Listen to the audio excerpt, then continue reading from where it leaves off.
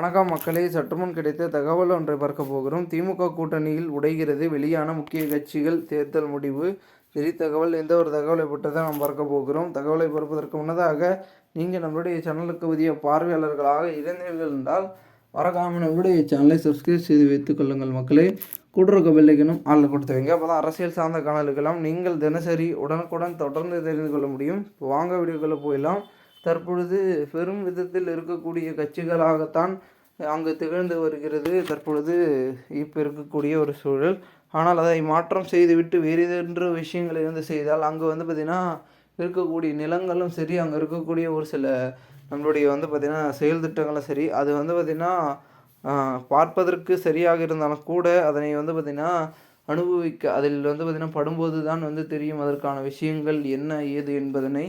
அதனால் கண்டிப்பாக பார்த்திங்கன்னா இனி வரக்கூடிய நாட்களில் பெரும்பான்மையான பார்த்திங்கன்னா விஷயங்கள் இருந்தாலும் கூட அதை பார்த்திங்கன்னா கையாளக்கூடிய இடத்துல பார்த்திங்கன்னா திமுக கூட இன்றைக்கி இருந்துகிட்ருக்கு. இதனால் பார்த்திங்கன்னா தற்பொழுது பெரும் விதத்தில் இல்லை, சிபிஎம்க்கு 5 சீட்டுகளை மட்டுமே ஒதுக்க முடிவென திமுக காராக காட்டுவதால் அக்கட்சியினர்களுக்கான தொகுதி பங்கீட்டில் இழுபறி நீடிக்கிறது. 6 சீட்டுகளை ஒதுக்க திமுக தவறினால் தனித்து போட்டியிடலாம் என சிபிஎம் கட்சியின் அவசர செயற்குழு கூட்டத்தில் முடிவெடுக்கப்பட்டுள்ளதாக கூறப்படுகிறது.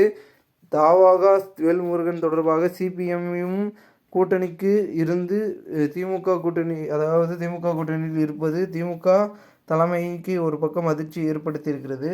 அதனால் கண்டிப்பாக பார்த்திங்கன்னா பெரும்பான்மை என்பது அங்கே இருந்தாலும் கூட அந்த கட்சி உடையாமல் சிதையாமல் ஒரே கூட்டணி அப்படின்ற போக்கில் போச்சுன்னா ஒரு சில வெற்றி என்பது பார்க்கலாம். இல்லைனா எல்லாமே டோட்டலாக பார்த்திங்கன்னா கொலாப்ஸ்டு அந்த ஸ்டேஜையும் தற்பொழுது பார்த்திங்கன்னா அதனை எந்த விதத்திலும் தவறாகவோ பார்த்திங்கன்னா எடுக்கக்கூடாது என்பதற்காக தான் அதனை பார்த்திங்கன்னா தற்பொழுது செய்து கொண்டிருந்தார்கள்.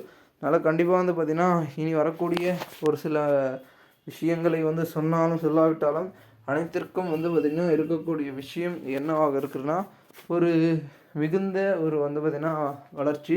அதை பார்த்திங்கன்னா பெறுவதற்காக தான் அனைவரும் ஓடிக்கொண்டிருக்கிறார்கள் என்பதை சொல்லி தற்போது இந்த ஒரு தகவலை நான் முடித்துக்கொள்கிறேன். மேலும் பெரும் விதத்தில் இருக்கக்கூடிய அனைவருக்கும் பார்த்திங்கன்னா ஒரு சில விஷயங்களை பார்த்திங்கன்னா சொல்லக்கூடிய நேரங்களும் காலங்களும் கணிந்து விட்டது அப்படின்னே சொல்லலாம்.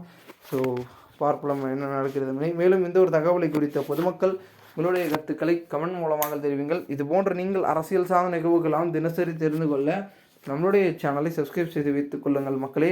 நாம் அடுத்தடுத்த வீடியோவில் சந்திக்கலாம். அதுவரை எங்களிடமிருந்து விடைபெறுகிறேன்.